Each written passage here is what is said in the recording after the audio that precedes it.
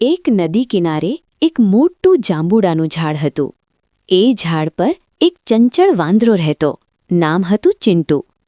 દરરોજ ચિંટુ ઝાડ પર ચડીને મીઠા જાંબુ ખાય અને પછી થોડી ફાંટા નદીમાં ફેંકી દેતો. નદીમાં એક મગર રહેતો, મધુ મગર. એને પણ એ મીઠા જાંબુ બહુ ભાવતા. ધીમે ધીમે ચિંટુ અને મધુ વચ્ચે મિત્રતા થઈ ગઈ. દરરોજ ચિંટુ બોલે, મધુભાઈ, આજના જાંબુ ખાસ મીઠા છે, લેજો. મધુ ખુશ થઈ બોલે, ચિંટુ, તું તો સારો મિત્ર છે, તારા વગર હું શું ખાઉં?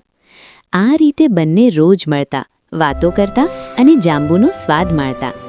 એક દિવસ મધુ પોતાની મગરી પાસે ગયો. મગરીએ પૂછ્યું, એ મીઠા જાંબુ ક્યાંથી લાવો છો? મધુ બોલ્યો, મારા મિત્ર ચિંટુ વાંદરો આપે છે.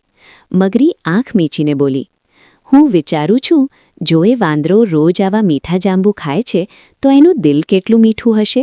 મને એનું કાળજું ખાવું છે. મધુ ચોંકી ગયો. એ તો મારો મિત્ર છે, ભાઈબંધ છે, એના પર દગો કેમ કરું? પણ મગરી જોરથી જીદ કરવા લાગી, જો એનું કાળજું ન લાવશો તો હું ખાવાનું બંધ કરી દઈશ. મધુ દુઃખી થયો. એને લાગ્યું, હવે શું કરું?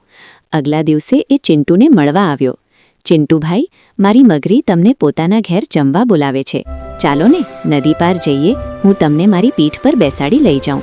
ચિંટુને આનંદ થયો. વાહ, તારા ઘેર જમવાનું? ચાલો. એ કૂદીને મધુની પીઠ પર બેસી ગયો. બંને નદીના મધ્યમાં પહોંચ્યા.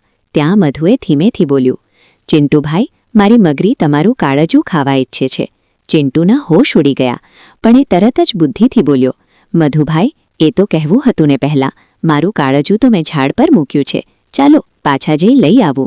મધુએ વાત સાચી માની પાછો ફર્યો. જેમ જ કિનારો આવ્યો, ચિંટુ કૂદીને ઝાડ પર ચડી ગયો અને બોલ્યો, અરે મૂરખ મધુ, કાળજું કદી ઝાડ પર મૂકાશે? તું તો દગાખોર નીકળ્યો. ભાઈબંધને દગો આપવાનો વિચાર કર્યો. હવે કદી મારી પાસે આવતો નહીં. મધુને પોતાની ભૂલ સમજાઈ. એ શરમાતો પાછો નદીમાં ઉતરી ગયો. ચિંટુ ઝાડ પર બેઠો અને બોલ્યો, મિત્રતા વિશ્વાસ પર ટકે છે. જ્યાં દગો હોય ત્યાં મિત્રતા નહીં રહે. અને એ દિવસથી એ ઝાડ નીચે કદી મગર આવ્યો નહીં. મિત્રતા એ વિશ્વાસની દોરી છે. એકવાર તૂટી જાય તો ફરી જોડાય નહીં. બાળકો, તમને આપણી આજની કહાની વાંદર અને મગરની મિત્રતા કેવી લાગી? શું તમે શીખ્યા કે સાચી મિત્રતા કેવી હોય છે? હા, સાચો મિત્ર એ છે જે ક્યારેય દગો નથી કરતો અને સમજદારીથી દરેક મુશ્કેલીનું નિરાકરણ કાઢી લે છે. જો તમને આ કહાની ગમી હોય તો તેને લાઈક જરૂર કરો, તમારા મિત્રો સાથે શેર કરો અને અમારી ચેનલને સબસ્ક્રાઇબ કરવાનું ભૂલશો નહીં, કારણ કે આગલી વખત અમે લઈને આવીશું એક બીજી મજેદાર, શીખથી ભરપૂર સરસ કહાની, જે તમને હસાવશે, શીખવશે અને વિચારવા મજબૂર કરશે. તો મળીએ આગલી કહાની મેં. ત્યાં સુધી મુસ્કુરાતા રહો, શીખતા રહો અને ખુશ રહો.